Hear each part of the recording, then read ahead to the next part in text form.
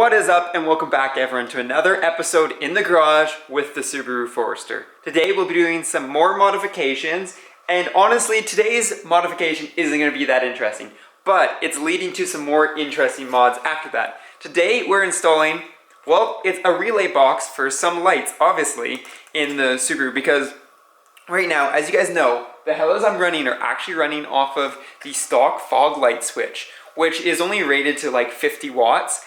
I want to go a lot bigger than 50 watts. We're going to try to keep this car period specific, so we're going to install some really big halogen lights, which means that that stock harness is not going to do it. So we're going to have to be installing a new relay box today that can handle, I believe it's over 700 watts or something, which would be plenty for our project. As you guys know, here at Flat 4, we like to do some product testing, so that's exactly what we'll be doing with this. This is more of a budget-orientated relay box rather than some of the more expensive ones like Switch Pro and stuff. I could run those in the Subaru, but we want to test out because, as we know, this kind of started off as a budget build, and I kind of want to keep it that way and test out some stuff that we can help you guys with. So this is kind of standard with regards to the relay box. It allows us to run up to 6 different lights out of here. One of them does 300 watts, the rest do 200 watts. So I have a plan of how I'm going to wire these up, but you're just going to have to wait and see how that happens as we kind of work on installing some more lights. And then it's got obviously a nice little controller here for each of the 6. All they do is on and off, which all I need is on and off for our lights, so that's perfect. And I already have that planned out where that's going to go in the car. And I actually have this planned out where this is going to go. And then other than that, we just have our typical things on our loom. We have our, where is it? Our power, our ground, and then we have the controller connector right here. And then finally ACC, or accessory. We're going to be kind of doing a little bit differently. I had to pull this out of the loom. It was originally wired in with our power, but we don't want to do that because on these cars, unfortunately, we don't have a really nice place to tap into the accessory in the engine bay. So what we're going to be doing is running this back into the car, which, I mean, it took a second to figure out which wire I need to pull from the loom, but other than that, this is pretty easy to run into the car, and I already have it figured out where we're going to hook it up, just looking at some wire diagrams. So that's what we're doing today, so let's jump into it. So first things first, we need to figure out where this goes in there. So I actually did a little bit of looking around in this car, and there's not a ton of room. We've got some nice room right down here at the front. Unfortunately, there's no real place to mount this because that would have been perfect. And then over here, along this plate wall, kind of, we've got the pump, and we've got some stock Subaru stuff that I have no clue what it does. So we can't wire it there either. So what I'm going to do is going to do what honestly most people do, is just put it up near the firewall, kind of in this area. Thankfully, what we can do is we can take this and mount it to these mounting places for the struts.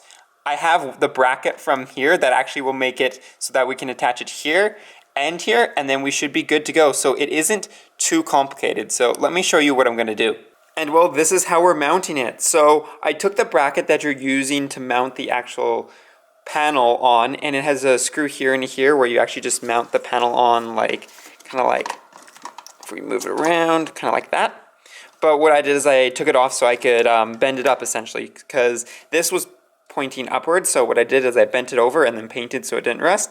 And then over in the back here, I just made a little piece of strapping that then attached this to here so that we can tighten this all down, and that's a really solid mount, and it's out of the way of essentially any water that will get there, and allow us nice and quick access to the firewall grommet that is just right over there. So now that we have that all planned out, what I'm going to do is I'm actually going to go ahead and attach this right here on the bracket, and then I'm going to go ahead and tighten these down and thread lock them, just because I'm using pretty short bolts because there's not a ton of clearance here, and there's not a ton of clearance here, so I didn't want to put really long bolts. So I'll thread lock those and get this all tightened down, and then really now it's the fun part of the wiring. And after a little bit of work, we have it in the car. So as I mentioned, I just kind of blue thread lock these here. I also just switched this one up so that it mount was on top of the bracket so that it kind of kept it a little bit higher, but it is on there solid.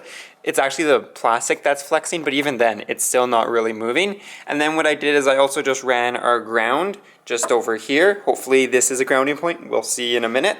And then these obviously are our light connectors. So we're not going to be doing anything with these this episode, but we'll be doing stuff with these very, very soon. And then I ran the rest of the wires pretty much with all our other wires, like our radio antenna right here, as well as our A or B compressor down here. We all have our wires kind of running across here. I'm gonna obviously zip tie these here, but what they do is one of them's gonna run to the battery, run across here, and then run over to the battery, which is kind of like common, so we gotta just spool some of that back. Then we have our AC wire, or accessory wire, sorry. This guy, we gotta run this into the firewall. That's not gonna be hard. And then we gotta run the switch panel controller one, which is actually gonna be probably the hardest because it is got a big plug on it. So I gotta run this through the tiny little gusset on the firewall. So what I think I'm gonna do is I gotta take apart the plastic anyways. So I'm gonna run this one through first. So I'll show you my technique. And then I'm gonna run our AC wire through, show you how we'll hook that up. And then we're pretty much ready to test it out and see how our switch panel works. And we have our plug ready to go through the firewall grommet on our Forester. So what I do is I essentially just put some of this like kind of stiff steel wire behind the plug and then wrap it around the wire, and then I get a bunch of black tape and just keep on twisting it around, twisting around till I make it so it's relatively smooth. And then I put some Vaseline or anything like silicone, and then we poke this through the firewall and pull it through the other side. And well, now I've got both the switch panel plug and the actual accessory cord. So what we're gonna do, I think, is gonna hook up the accessory, which if we go up here, and well, you can see I've already been playing around in here. This is all undone. There's only a few screws you need to do, one under the column and then one on the side, and you're pretty much good to go. But what we're be doing is we're gonna be taking the accessory off of this plug right here. This plug is the heated mirrors. So if you're in Canada, this will work. I don't know about the rest of the world. I know in Canada we have heated mirrors. I don't know if the US cars ever did.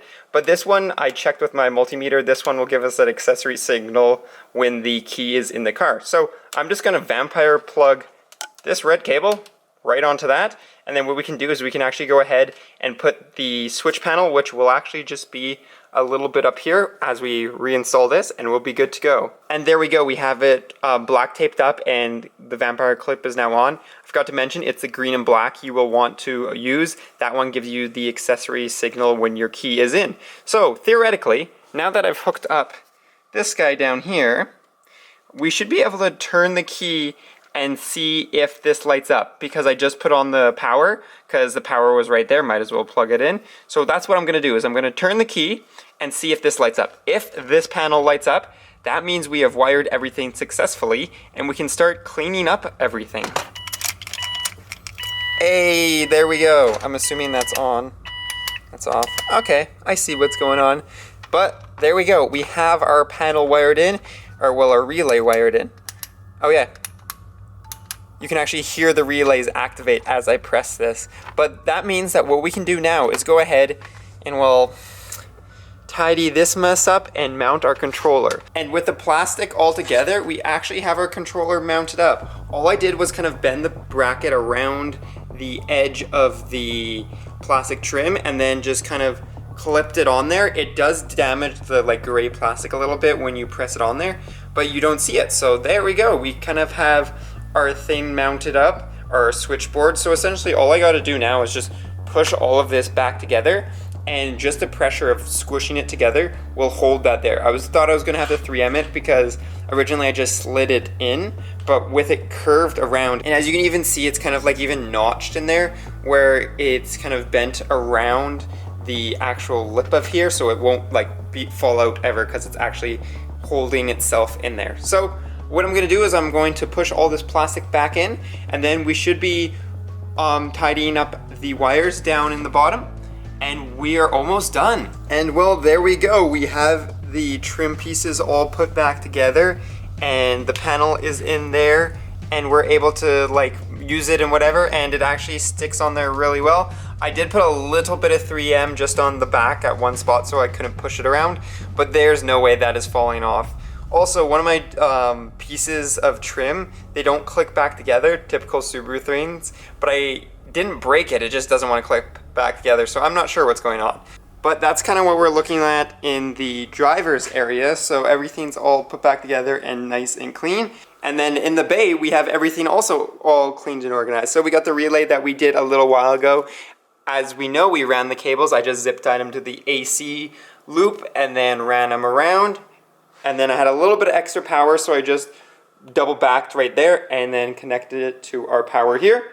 And then what I did on the controller side is, because I had a little bit extra, I actually cut some of the sheathing off, and then I was able to pull more wire in the car and just have a little bit enough that it's still flexible and just loop it in the car so that everything is kind of put together. But there we go, there's the engine bay. And so as I said, probably not the most interesting install today, but if you're putting lights on, like I might be in the next couple of videos, these are very critical because obviously your stock wiring doesn't do it, and then if you're putting in something that requires relays because you're not running power into your cabin, because that's a whole mess, this is the way to do it. And this kit was nice and easy to install, especially on my car where I didn't know what we were going to do with putting it in the location. It fit quite well. I was actually surprised how well that went. And then same with the controller, just bending that bracket a little made it super easy to install and pretty solid mounting. I'm not worried about it at all as we do some really